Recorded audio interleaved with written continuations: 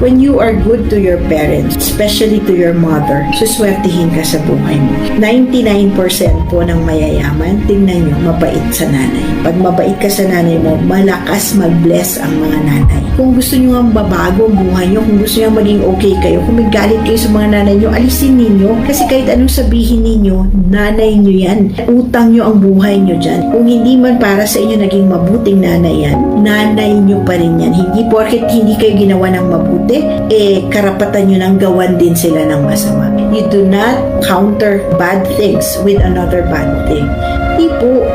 Ilang taon na lang mabubuhay ang nanay mo, hindi pa huli ang lahat, magpakabuti ka sa nanay mo. Tingnan mo, pag sinabihan ka ng nanay mo, pagpalain ka anak.